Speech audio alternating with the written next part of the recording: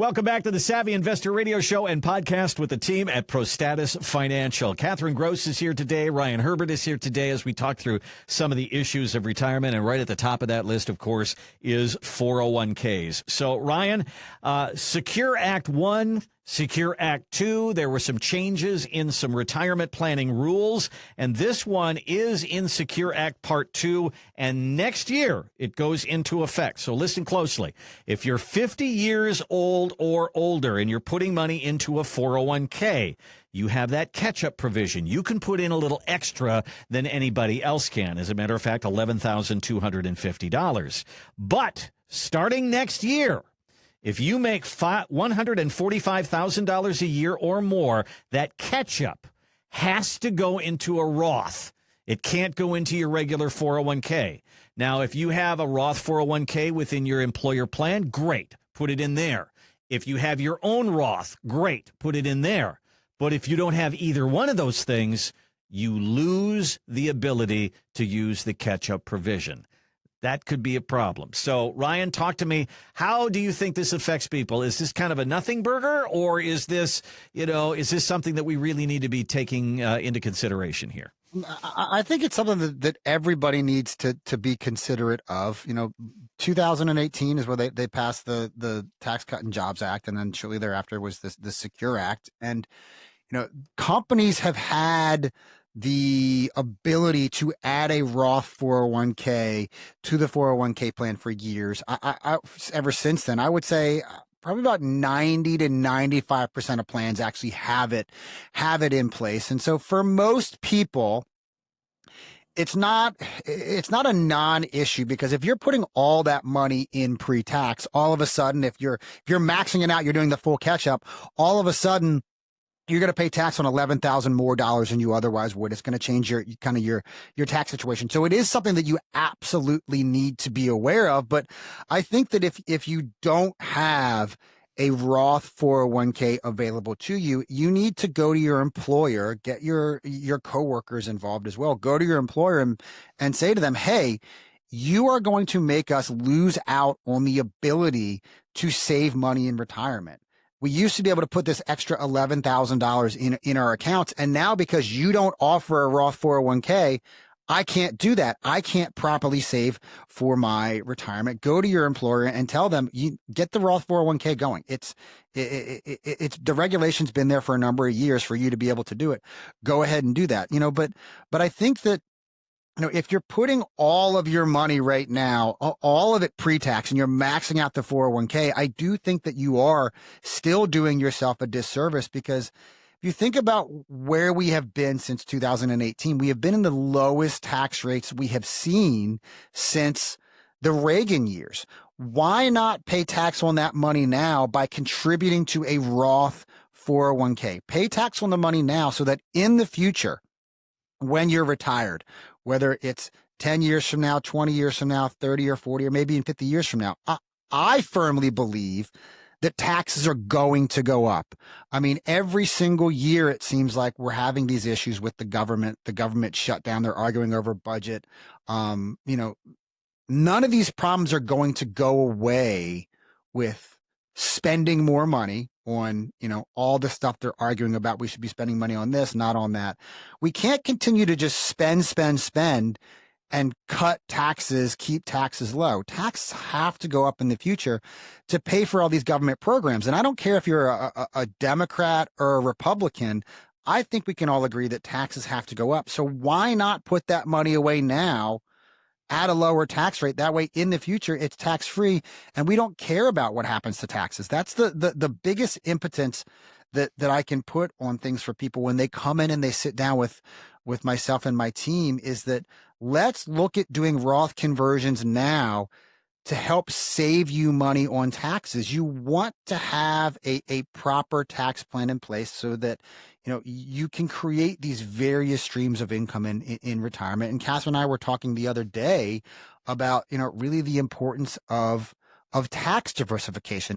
Catherine, many times in 401ks, the advice from people are, put as much as you can in there, get your match, all that kind of thing. And then after the match, then take that money and invest it. So these are people that are saying, okay, what else can I do with my 401k money? All right. So there are other alternatives out there for people, as Ryan was just saying, for tax diversification. What are they? Mm-hmm. So one of the things that we look at as a part of tax diversification is using things like Roth IRAs, Roth 401ks. And then when we're maximizing those and we're looking for other places to put tax-free money, we begin to look at cash value life insurance as another tool in our tool belt for tax-free savings. That's another way to save tax-free without limits. And it also allows that money to grow tax-free. And they've never changed the rules on taxability of cash value life insurance. They've changed the rules on how Roth IRAs are taxed, I think like 3 or 4 times in the last 50 years or so. So that's why tax diversification is so important. When you come into our office, we're going to look at how much you've saved pre-tax, how much you've saved tax-free, and we're going to put together a plan to see if doing Roth conversions or saving in other tax-free vehicles will get you in a better position in retirement. And some people it makes sense and some people it doesn't. It's not a one-size-fits-all plan. Some people will come in and we look at doing Roth conversion plan and they'll save a couple millions of dollars by doing tax planning. Other clients will come in or prospects will come in and we'll show them, maybe you'll save about $60,000 in taxes over your lifetime, but for the kids and the grandkids, it's a no-brainer. So again, it's about coming in and sitting down with us because we're tax professionals and we're looking at the diversification of your tax buckets in retirement and does it make sense to do tax planning and what the results of that tax planning will be if you have a plan for that. So, Ryan, one of the things that people will hear about that kind of money is, you have qualified money, you have unqualified money, tax-deferred money, tax-free money.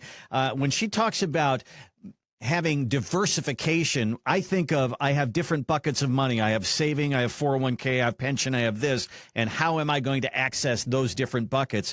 But what Catherine is saying is we've got different tax buckets as well. Can you kind of break that down a little bit for me? I mean, most people think that really the only source of tax-free money for retirement is a Roth 401k or even certain municipal bonds. And people tend to disregard life insurance as an investment vehicle. And kind of, I don't blame most people because if you can think back to the late 80s, early 90s, insurance salesmen literally went door to door to sell whole life insurance or universal life insurance or variable life insurance. And the pitch was, you put $20 a month in it, $100 a month in it for the next 20 years.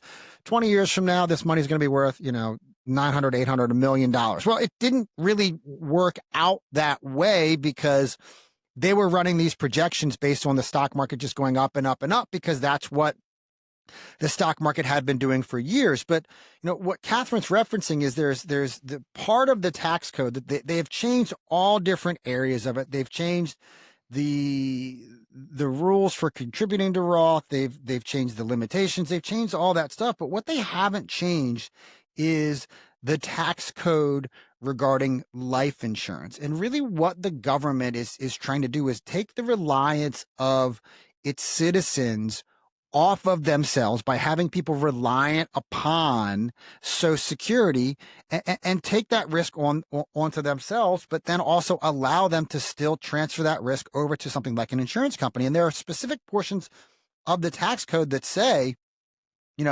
with certain types of life insurance, when it's properly designed, you can have the money in there growing tax-free. Stock market goes up, my money goes up. I'm not paying taxes on that money as it grows.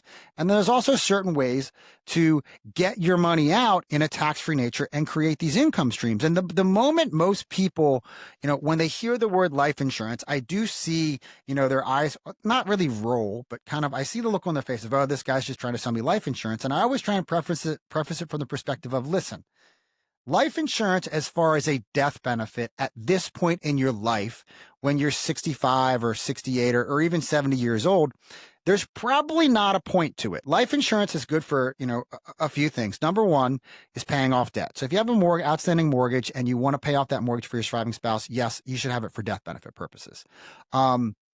Two is to make somebody rich. You want to leave a massive legacy behind. You can use life insurance for that. But what people always ignore is using life insurance for the tax-free nature of the investment vehicle. And what we are doing when we do this is we say, if I'm going to put in $10,000 a year, $15,000 a year, give me the smallest death benefit legally possible to maintain this tax-free nature. And by doing that, what we're saying is let's create the smallest fee structure we possibly can inside of this life insurance, because the larger the death benefit, the greater the fees. Everybody wants to pay less money in fees. So let's lower the fees to the least amount possible while still allowing it to stay this tax-free vehicle under the plan. That way it can grow as much as possible. And, when you use policies like index universal life insurance, what it says is stock market goes up, my money goes up, stock market goes down, nothing happens to my money. I don't lose money. I just pay my fee. But it's another tool in the financial advisor's tool chest of here are the various ways we can create income in retirement. Yeah, we can take money out of your 401k. Yes, we can take it out of your IRA. If you have a Roth IRA, we can take money from there. If you have a non-IRA account, we can use capital gains. But let's take some of this money that we've been doing, kind of the way we structure it is when we do our Roth conversions, let's take money out of our IRA, put some money in Roth. Let's take some of that money that we've also converted and go use it to buy this life insurance. Because what happens if all of a sudden the federal government says, oh, hey, we encourage you to convert all this money over to a Roth account. Now we're going to change around how it's taxed. Now we're going to say, as of 2035, everything you had in there is tax free. But from now on, all the earnings we're going to tax. We're going to tax it on a yearly basis or when you take it out.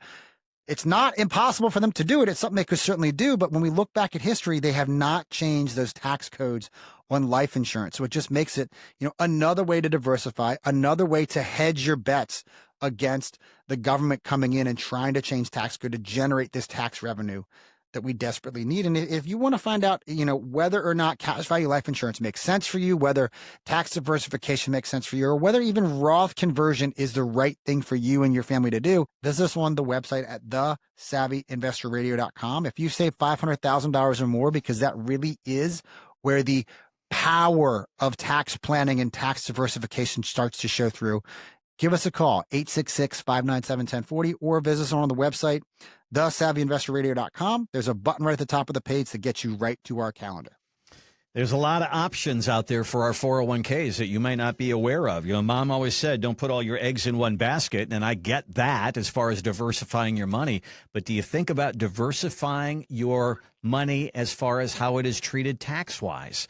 That's an important decision, and that's an important discussion to have. Give us a look at our website, thesavvyinvestorradio.com, or give us a call, 866-597-1040, 866-597-1040. If you've saved $500,000 or more for retirement, this is where you're really going to see the planning, the power, and what comes from that kind of planning in your retirement. Give us a look, 866-597-1040 or thesavvyinvestorradio.com.